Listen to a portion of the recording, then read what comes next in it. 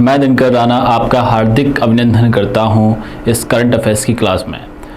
हम बहुत सारे मुद्दे डिस्कस करने वाले हैं और जो एग्ज़ाम ओरिएंटेड मुद्दे हैं उन्हीं पर ध्यान देंगे। आपको वीडियो पूरा देखना है और दोस्तों को ज़्यादा से ज़्यादा शेयर किया करो। जो मैं आपको इन्फॉर्मेशन लेके आता हूँ वो बहुत ज़्यादा एग्ज़ाम ओरिएंटेड होती है और सीधे एग्ज़ाम में ये क्वेश्चन छपने वाले हैं। तो हमेशा की तरह इसकी शुरुआत भी हम सुर्खियों के साथ करेंगे। आइए देखिए, भारतीय इलेक्ट्रिसिटी समिट का आयोजन 19 से 22 मार्च तक नई दिल्ली के द्वारका स्थित यशोभूमि में किया जा रहा है। कहाँ किया जा रहा है इसका? तो इसका जो आयोजन किया जा रहा है दिल्ली के द्वारका में किया जा रहा है। ये बात आप लोग यहाँ से ध्यान रखिएगा। चलिए आगे बढ़ते हैं। भारत के प्रधानमंत्री नरेंद्र मोदी जी ने हाल ही में 120 मेगावाट की लोअर कैपेबल कोपिली जल विद्युत परियोजना का उद्घाटन असम में किया है। किसने किया है? भारत के प्रधानमंत्री ने किया। ये वर्चुअल किया है, यह बात ध्यान रखना, खुद गए नहीं थे बल्कि वर्चुअल वो हुआ है। आप जैसे इमेज में देख पा रहे हैं।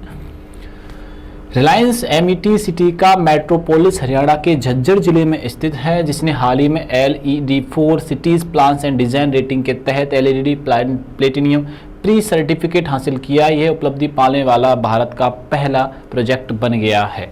ठीक है ना, इसके बारे में बहुत विस्तार से मैं बात बताऊंगा। प्रोजेक्ट पहला बना है, ये बात आप लोग यहाँ से ध्यान रखना। मेट्रोपोलिस।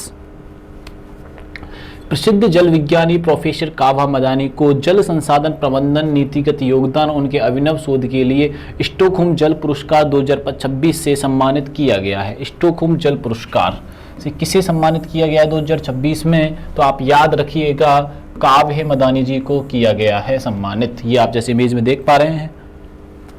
भारत के टेक्सटाइल निर्यात क्षेत्र में तमिलनाडु का शीर्ष स्थान रहा है। ये बात ध्यान रखना, किसका शीर्ष स्थान रहा है? तमिलनाडु का शीर्ष स्थान रहा है। आइए आगे बढ़ते हैं। भारतीय रिजर्व बैंक ने HDFC बैंक के अंतरिम अंशकालिक अध्यक्ष के रूप में के मिस्त्री को नामित किया है। किसको नामित किया है? HDFC बैंक के अंतरिम अंशकालिक के रूप में के मिस्त्री जी को नामित किया है।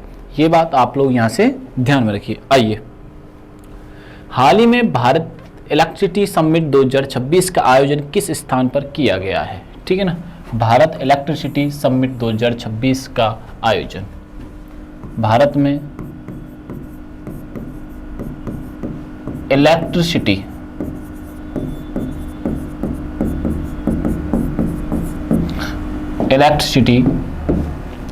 समिट 2026 का आयोजन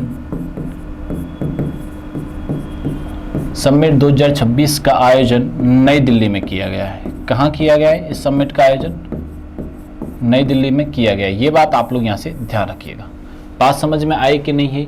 इलेक्ट्रिसिटी से रिलेटेड चीज़ों को EV करने से, जैसे हम व्हीकल्स की बात करते हैं, व्हीकल्स में EV की इंपॉर्टेंसी बढ़ाने के लिए इलेक्ट्रिकल व्हीकल्स, अगर इलेक्ट्रिसिटी की इंपॉर्टेंसी बढ़ेगी तो EV ज़्यादा से ज़्यादा चलेंगे। जैसे आज हम जिस परिस्थिति में हैं, जैसे कल प्रधानमंत्री मोदी जी ने संसद में एक बयान जारी किया था, उसमें कहा था कि कोरोना जैसे हालात अभी पैदा हो सकते हैं, तो ये पेट्रोलियम को लेकर हो या CNG को लेकर हो, लेकिन हमारे देश में इलेक्ट्रिसिटी उतने एक अच्छे स्तर पर बनाई जाए तो हम ज़्यादातर व्हीकल्स EV का यूज़ करें, पेट्रोल पर डिपेंड ना रहें, तो इससे युद्ध का प्रभाव ज़्यादा नहीं पड़ेगा। तो इलेक्ट्रिसिटी को बढ़ावा देने के लिए इस समिट का आयोजन किया गया था, जिससे कि पॉल्यूशन में कमी आएगी, मेनली ग्लोबल वार्मिंग जैसे हालात सुधरेंगे, तापमान कम होगा, जिससे कि ग्लोबली क्या होगा, हर देश को, हर कंट्री को फायदा होगा। तो इसी का आयोजन 2026 में नई दिल्ली में किया गया है।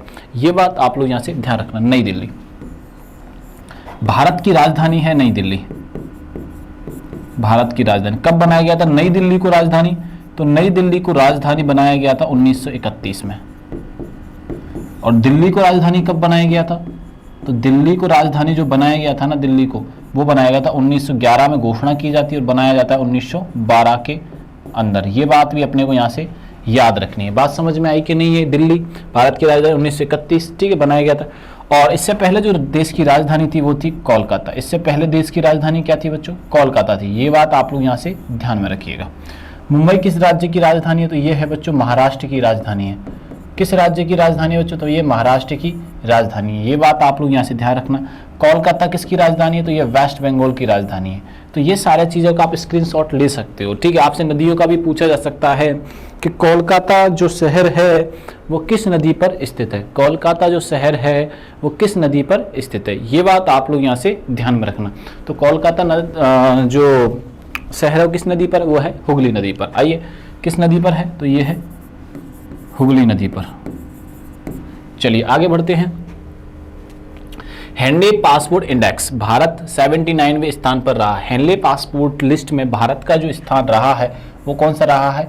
79वां रखा है, मतलब रहा है, ये बात ध्यान रखना। जैसे कि अभी हाल ही में हैप्पीनेस इंडेक्स आया, तो हैप्पीनेस इंडेक्स में भारत का कौन सा स्थान है? तो हैप्पीनेस इंडेक्स में भारत का स्थान है 116वां। और पहले नंबर पे कौन रहा? तो पहले नंबर पे रहा फिनलैंड। पहले नंबर पे कौन रहा? फिनलैंड रहा। और 147 देशों की ये रैंक निकाली गई थी, 147 देशों की ये रैंक निकाली जाती है। और 147वीं पोजीशन पर रहा अफगानिस्तान। 147वीं पोजीशन पर कौन रहा? अफगानिस्तान रहा। यह बात ध्यान रखनी है आपको, ठीक है बच्चों, ये बात आपको यहां से क्या रखनी है? याद रखनी है, ठीक है जी। आओ आगे बढ़ते हैं। भारत की साक्षरता दर थी 74, अभी जब डाटा आएगा तो उसमें 80 प्लस मिलेगी, यानी 80.9, ठीक है। तो भारत की साक्षरता दर में वृद्धि हुई है, लगभग 100 में से 80 लोग भारत देश में पढ़े लिखे लोग हैं, ठीक है। भारत में कुल रामसर स्थलों की संख्या बढ़कर 90 हो गई है। भारत में रामसर स्थलों की संख्या बढ़कर कितनी होगी? 90। लिटरेसी में ग्रो कर रहे हैं हम लोग, ठीक है ना। पासपोर्ट इंडेक्स आ चुका है, हेंसले पासपोर्ट इंडेक्स आ चुका है। इनसे पहले हुरून इंडेक्स भी आ चुका है। हुरून में जैसे कि अमीरों की एक लिस्ट आई थी, हैप्पीनेस इंडेक्स भी आ चुका है, प्रेस इंडेक्स भी आ चुका है। तो ये हमें यहाँ से याद रखना है। 18वां ब्रिक्स शिखर सम्मेलन भारत में प्रस्तावित है। और प्रेस इंडेक्स भी आ चुका है, जिसमें हम कौन से नंबर पर? 151वें रैंक पर। To be proud of as a Indian, क्योंकि हमारे जो हर दिन जो प्रेस इंडेक्स है वो गिरता हुआ जा रहा है। जो गोदी मीडिया है या अदर अब मीडिया का नाम देना चाहें, वो सरकार के कंट्रोल में रहकर ज़्यादा कार्य कर रहा है, ठीक है। फर्स्ट पे रहा है नॉर्वे। हाल ही में भारत के प्रधानमंत्री ने लोअर कोपिले जल विद्युत परियोजना का उद्घाटन किया। ये वर्चुअल किया है। कैसे किया है? वर्चुअल किया है। लोअर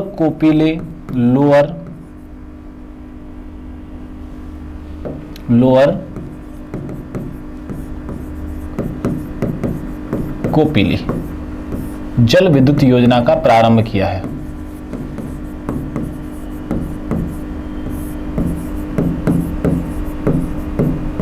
जल विद्युत योजना का क्या किया? परियोजना का उद्घाटन किया है, ठीक है। लोअर कोपिलो जल विद्युत योजना का क्या किया है? इन्होंने शुभारंभ किया है। बात समझ में आ रही कि नहीं? कहाँ किया है?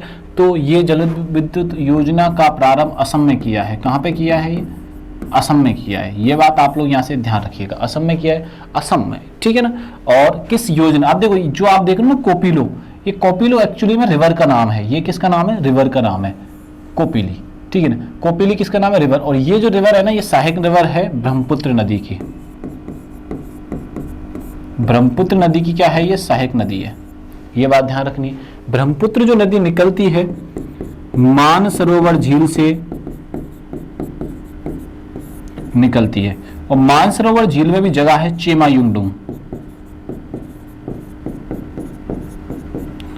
ठीक है। इस नदी के अन्य नाम है बहुत सारे, मैं आगे डिस्कस करूंगा। तो इस क्वेश्चन का हमारा आंसर क्या हो गया? असम हो गया, ठीक है ना। आओ और चर्चाओं पे हम वार्ता करते हैं।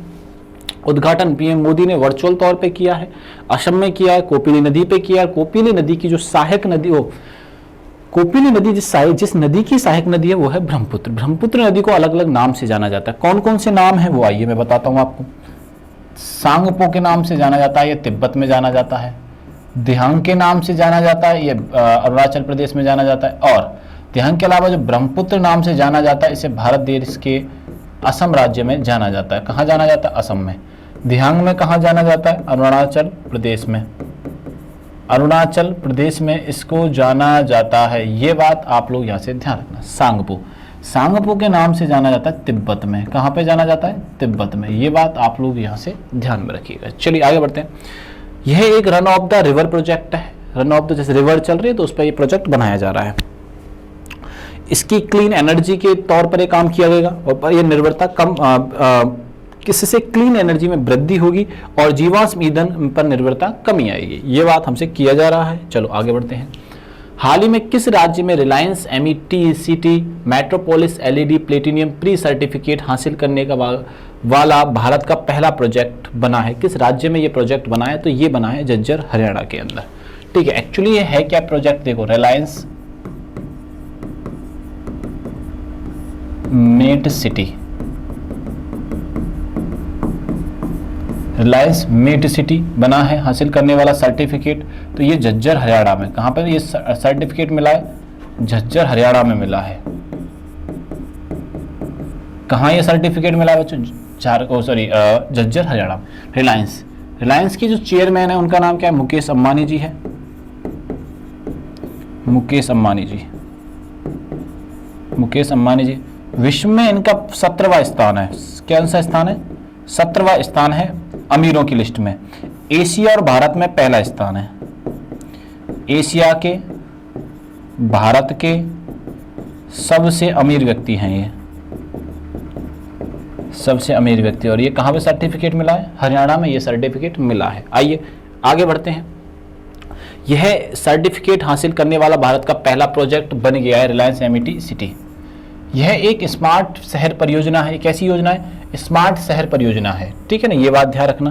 Leadership energy environment design, LED की फुल फॉर्म क्या है यहाँ से याद रख लीजिएगा, leadership and energy environment design है, ठीक है। संस्था यूएसए यूनाइटेड स्टेट का प्रतिष्ठित ग्रीन बिल्डिंग सर्टिफिकेट प्रोग्राम है। इसके अंदर क्या किया जाएगा? एक स्मार्ट शहर की योजना बनाई जाएगी, उसके अकॉर्डिंग चीजें डिजाइन की जाएंगी। आपको टेम्परेचर को लेकर, इट मीन ग्लोबल वार्मिंग को लेकर, साफ सफाई को लेकर, एनर्जी को लेकर, पॉल्यूशन को लेकर, इन सभी पॉइंटों पर ध्यान केंद्रित किया जाएगा, ठीक है। आप लेना चाहे तो स्क्रीनशॉट इसकी ले सकते हैं, ठीक है। आगे बढ़ते हैं। देखिए आप लोग आगे बढ़ते हैं। ये सारी चीजें याद रखने वाले पॉइंट है, आपको ये याद होना चाहिए। चलिए आगे बढ़ते हैं।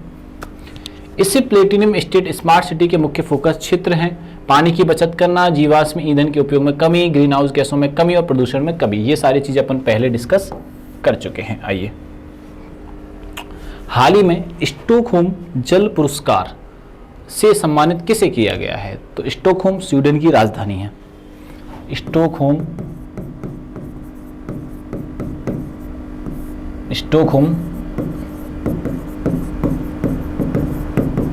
जल पुरस्कार से सम्मानित किया गया है, ठीक है सर। किसे किया गया है? काव्य मदानी जी को किया गया है। काव्य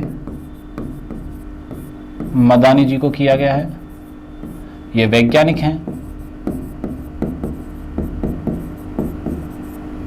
ये बात आप लोग यहां से ध्यान रखना। इनको सम्मानित किया है स्टॉकहोम जल पुरस्कार से। स्टॉकहोम जो कैपिटल है वो है स्वीडन की। स्वीडन में ही नोबेल प्राइज दिए जाते हैं। यहां पे क्या दिए जाते हैं बच्चों? नोबेल पुरस्कार दिए जाते हैं, ठीक है। ये जो पुरस्कार है भूगोल से संबंधित है, ज्योग्राफी से संबंधित है। ये बात आप लोग यहां से ध्यान रखिएगा। किसको मिला है पुरस्कार? काव्य मदानी जी को यह पुरस्कार मिला है। प्रोफेसर काव्य मदानी एक जल संसाधन प्रबंधन में उनके नवाचारपूर्ण शोध के नीतिगत योगदान और वैश्विक स्तर पर जागरूकता बढ़ाने हेतु स्टॉकहोम वाटर प्राइज 2026 से सम्मानित किया गया है, ठीक है ना। वाटर से रिलेटेड नियम कानून बनाए हैं जिस वजह से इनको ये पुरस्कार मिला है, ठीक है ना। यूएन के पहले अधिकारी वह इस पुरस्कार को जीतने वाले संयुक्त यूएन पहले अधिकारी हैं, ठीक है ना। सबसे युवा विजेता 44 वर्ष की आयु में इस पुरस्कार के अब तक के सबसे युवा विजेता हैं, ठीक है। मदानी जी, ये बात ध्यान रखना। यूएन से संबंध रखने वाले पहले व्यक्ति हैं। 44 साल की उम्र में सबसे कम उम्र में जल स्टॉकहोम पुरस्कार जीतने वाले सबसे कम उम्र के व्यक्ति बन गए हैं। इससे स्टॉकहोम जो है इस योजना का, इस पुरस्कार की घोषणा पेरिस में हुई है। 2015 में यह पुरस्कार भारत के राजेंद्र सिंह को मिला, जिन्हें भारत का वाटरमैन कहा जाता है। यह पुरस्कार भारतीय को मिल चुका है, राजेंद्र जी को, ठीक है ना। अगर आपसे पूछ लिया जाए कि यह पुरस्कार भारत किस भारतीय को मिला है, अगर आपसे पूछ लिया जाए कि स्टॉकहोम जल पुरस्कार किसको मिला है, तो यह मिला है राजेंद्र जी को। किनको मिला है? राजेंद्र जी को यह पुरस्कार मिला है और इन्हें वाटरमैन के नाम से जाना जाता है। वाटरमैन के नाम से जाना जाता है। इनको यह पुरस्कार 2015 में मिल चुका है। ये बात आप लोग यहां से ध्यान में रखिएगा। चलिए आगे बढ़ते हैं। राजेंद्र सिंह जी को, ठीक है। और कुछ चीजों को और जानते हैं। आइए, वैराविथु, आर वैराविथु हाल ही में 60वें ज्ञानपीठ पुरस्कार जीता है। आर वैराविथु ने 60वां ज्ञानपीठ पुरस्कार जीता है। राहुल द्रविड़ जी को हाल ही में CK Nayudu life time achievement पुरस्कार से समझाए वो विजेता रहे हैं, मिला है। राहुल द्रविड़ क्रिकेटर हैं। विलियम डेलरेफिल, ठीक है, 2026 का मार्क लिंटन अवार्ड मिला है, ठीक है।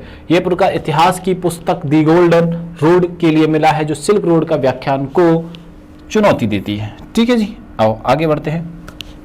हाल ही में कौन 2024-25 में भारत का शीर्ष टेक्सटाइल निर्यातक राज्य बनकर उभरा है?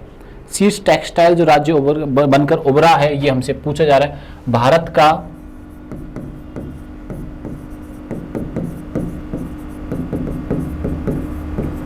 टेक्सटाइल निर्यातक।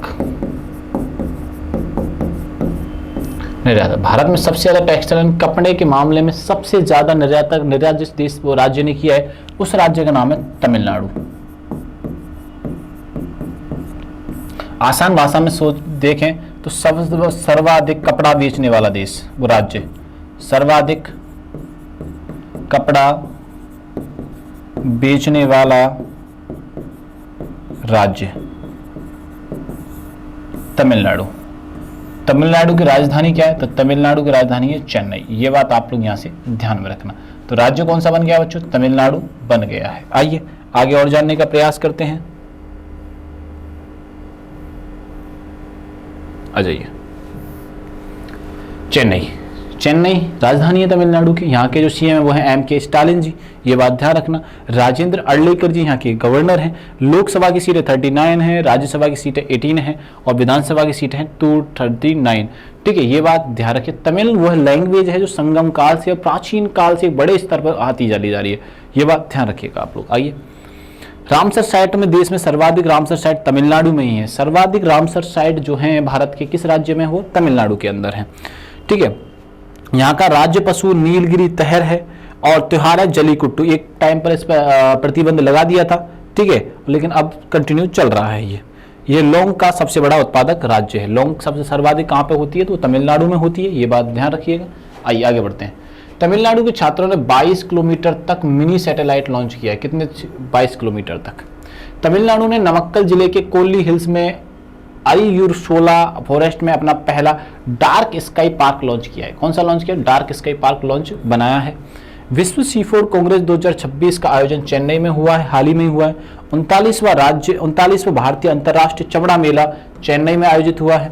साहित्य गैर हिंदी भाषा के लेखकों के लिए तमिलनाडु सरकार ने नए पुरस्कार की घोषणा कर दी है। ठीक है, भारत के संप्रभु एआई पार्क की स्थापना तमिलनाडु में की जाएगी। एआई पार्क की स्थापना कहाँ की जाएगी? ये तमिलनाडु में की जाएगी। चलिए आगे बढ़ते हैं।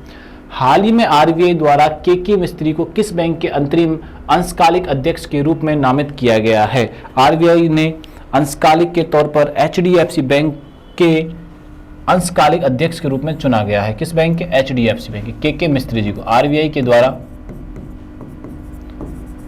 के मिस्त्री को के मिस्त्री को अध्यक्ष चुना गया है। क्या चुना गया बच्चों? अध्यक्ष चुना गया है। ये बात आप लोग यहां से ध्यान रखना।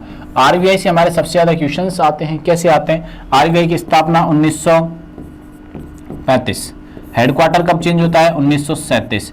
राष्ट्रीयकरण कब होता है? 1949 में, 1949 में। ये तीनों डेटे आपको यहां से याद रखनी है।